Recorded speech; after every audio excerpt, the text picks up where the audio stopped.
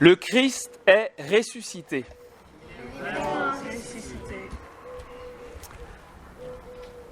Mes amis, ce que je veux vous dire pour commencer, et dans le fond ce qui est l'âme de tout mon propos ce matin, c'est ceci qui est très simple et que vous connaissez déjà.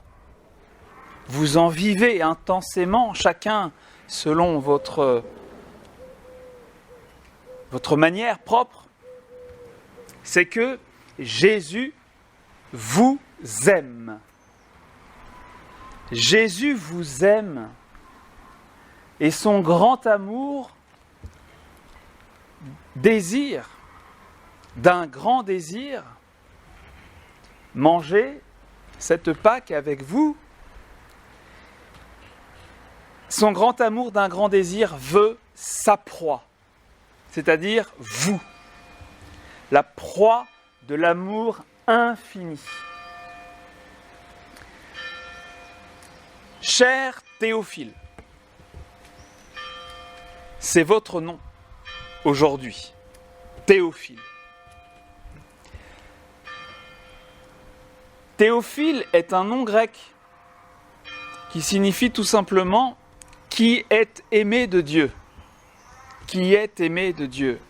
Alors c'est sûr, il y a eu un Théophile, un chrétien appelé Théophile que Luc connaissait et auquel il adressa l'évangile qu'il a écrit et auquel il adresse le livre des Actes des Apôtres dont nous venons d'entendre les premiers versets. Cher Théophile. Donc Luc écrit à cet homme, à ce disciple du Christ qu'il connaît, mais Luc est un médecin, il est très intelligent. Luc, le médecin, sait qu'en employant ce terme, il attrapera chacun des auditeurs, chacun des lecteurs, pour d'emblée lui faire savoir, lui faire comprendre qu'il est lui-même Théophile. Il est lui-même un bien-aimé de Dieu.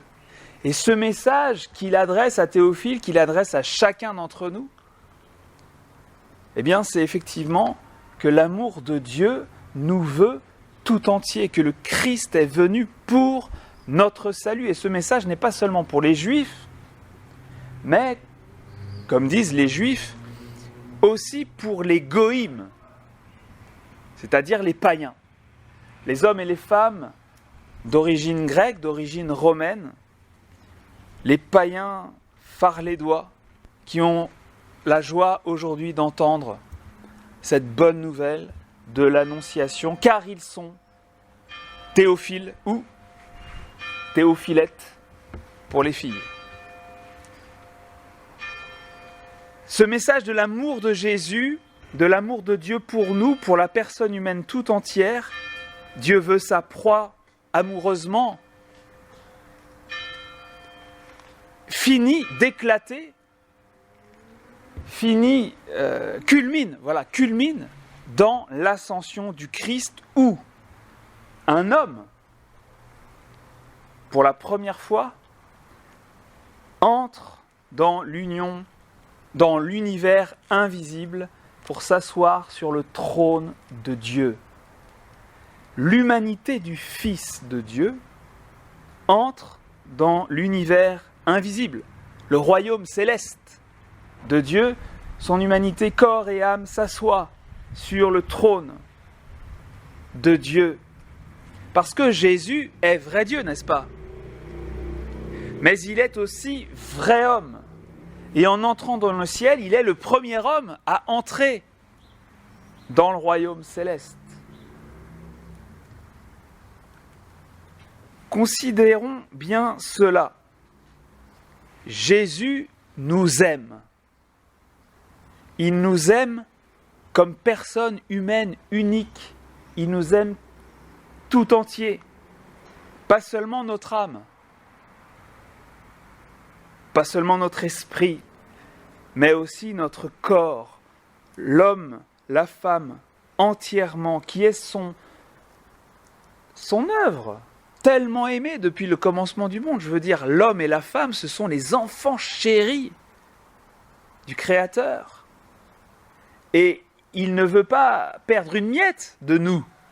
Il nous aime trop, il ne veut pas seulement que nous soyons sauvés en notre âme, mais il veut que notre corps participe à son bonheur infini, que notre corps soit inondé aussi et transparent à son amour infini. C'est cet homme-là qu'il veut, pas seulement une partie de nous-mêmes, même si c'est la plus noble, l'âme. Il veut le corps et l'âme. C'est cet homme-là qu'il est venu chercher, qu'il a aimé, pour lequel il est mort. Et c'est cet homme-là que, si je puis dire, il emporte enfin au ciel aujourd'hui. Il a pris notre humanité et il emmène l'homme au ciel. Et le premier homme qu'il emmène, eh bien, c'est lui-même.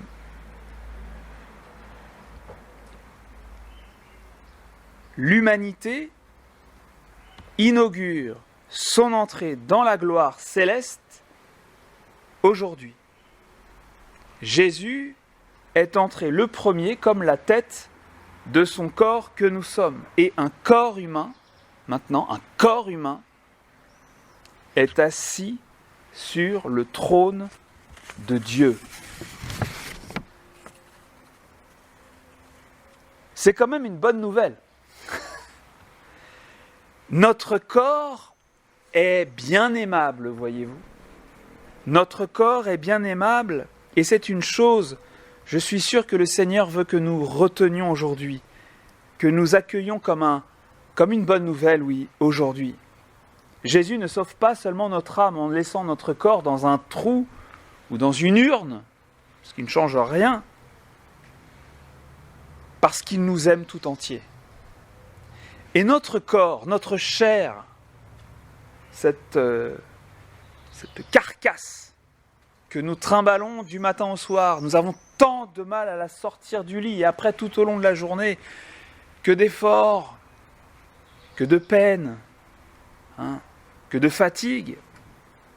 Eh bien Jésus veut que cette chair qui a participé tout au long de notre vie à nos combats intimes, nos combats spirituels, nos luttes pour nous dépasser dans l'amour. Nous avons aimé avec notre corps.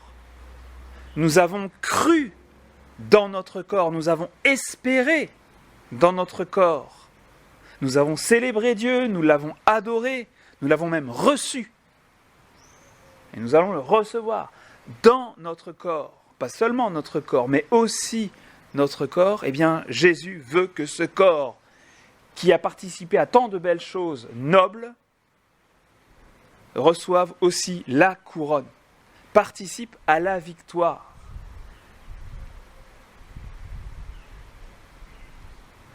Et si tant de chrétiens, nos frères, nos sœurs, au cours de l'histoire, ont supporté la persécution, et la supporteront encore, bravé les régimes totalitaires, résister à toute forme de pensée unique, si tant de chrétiens ont gardé la tête haute au milieu des épreuves, la maladie, le deuil, tous les soucis de la vie aussi, eh bien c'est parce qu'ils entrevoyaient cela sans cesse. Ils voyaient leur petite humanité fragile, vulnérable, resplendissante de la gloire de Dieu dans le ciel. C'est ce qu'on appelle l'espérance. L'espérance. Aujourd'hui, c'est dans toute l'Église, c'est la grande fête de l'espérance.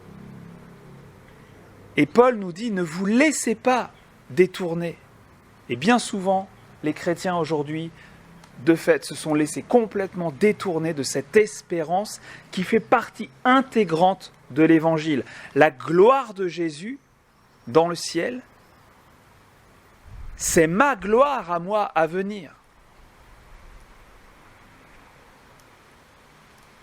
Normalement, ça, si on l'accueille vraiment, ça change un peu notre quotidien. De penser à la gloire de Dieu et de se dire, cette gloire-là, c'est mon état futur, franchement, ça console, ça réconforte. L'espérance, c'est quoi ? quelle est la différence entre l'espoir et l'espérance?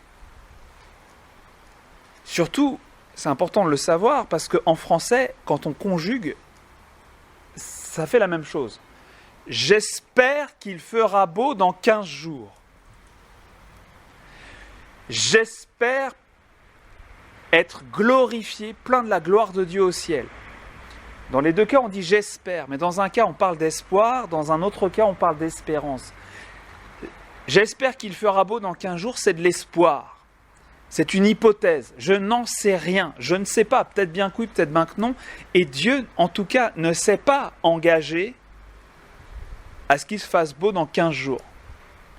Il ne s'y est pas engagé par serment.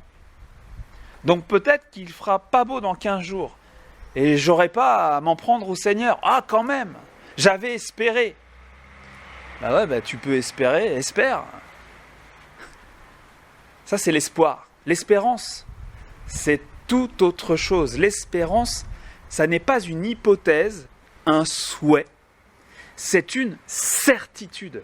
C'est une assurance qui s'appuie sur le serment de Dieu, la promesse de Dieu. Et Dieu tient toujours ses promesses. Quand Dieu a prononcé une parole, c'est comme s'il y était attaché pour l'éternité. Il ne reprend jamais sa parole. Et il ne ment pas. Évidemment, Dieu ne peut ni se tromper, ni nous tromper. Il est incapable de mentir. Alors nous pouvons nous fier totalement à ce qu'il promet. Et l'espérance s'appuie sur cette promesse. Dieu me donnera sa gloire, me comblera de son amour infini, si je suis mon Sauveur, si je le suis, si je ne le rejette pas en connaissance de cause, j'irai au ciel et je ressusciterai d'entre les morts pour un bonheur infini et sans fin. C'est ça l'espérance. Espérer, c'est prendre possession des biens éternels que Dieu me donne déjà. C'est permettre que ces biens futurs éclairent et orientent déjà toute ma vie. C'est accueillir le futur dans le présent. Et déjà m'en réjouir. Déjà m'en réjouir. C'est ce que le Nouveau Testament appelle être sauvé en espérance. Sauvé en espérance. C'est comme si c'était fait. Alors ici-bas, je peine, je galère, je rame, je lutte, je me décourage, mais je me reprends, je pense au ciel, alors j'espère. Je pense à cette phase la plus importante de ma vie, la bienheureuse vie éternelle dans la gloire du ciel, et ça va mieux. Du coup, le salut est déjà là. Et pas encore complètement, mais quand même, c'est pas loin. C'est bientôt. Bientôt, moi, Stéphane, je serai semblable au Christ dans sa gloire. C'est un truc de malade, on est bien d'accord. Mais c'est ça qui a fait l'Église forte durant tous les siècles d'épreuves qu'elle a traversées. Les persécutions, le totalitarisme, la pensée unique, etc., etc.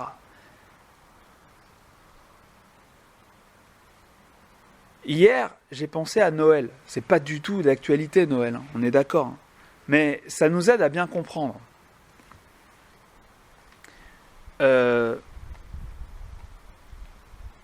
Noël, on peut être sûr qu'il va y avoir des cadeaux. Je pense que vous avez tous des cadeaux à Noël. Eh bien, vous savez, bien des jours avant que Noël arrive, que Noël, ça va être super. Ça va être super. Alors, on n'est pas encore à Noël, mais déjà des jours et des jours avant Noël, on s'en réjouit. C'est comme si c'était déjà là. C'est à deux doigts. Alors, on est tout excité, on est tout content. C'est pas encore là, mais c'est bientôt. Je suis sûr, Maxime, que Noël, tu y penses bien longtemps à l'avance. Ou les grandes vacances. Ou ton anniversaire. La fête de ton anniversaire. Tu te dis, c'est bientôt, c'est bientôt. Alors, tu t'en réjouis déjà, même si ce n'est pas encore le jour. Eh bien, le ciel, c'est ça. Et l'espérance, c'est ça. Ça nous est déjà acquis, c'est sûr que ça vient. Et je m'en réjouis d'avance, alors même que j'ai encore des semaines, des mois, des années à peiner dans ma condition humaine. Mais ça change tout d'espérer. Donc non pas de rêver à l'avenir, mais de penser à cette certitude de la gloire céleste qui nous attend. D'ici là, très simplement, ce qu'on va faire, ce que je vais faire, c'est aimer tendrement et passionnément Jésus et lui être fidèle. Chaque jour. Ce qui compte, c'est d'être fidèle chaque jour, pas un jour sur deux. Parce que quand on est fidèle un jour sur deux, on n'est pas fidèle. Donc être fidèle chaque jour. J'aimerais mes frères aussi, mes sœurs, comme il me l'a commandé. Je ferai mon devoir et j'évangéliserai. Le Saint-Esprit que Jésus promet et dont il parle aujourd'hui est donné pour cela, pour que nous puissions vivre de l'amour divin déjà sur la terre.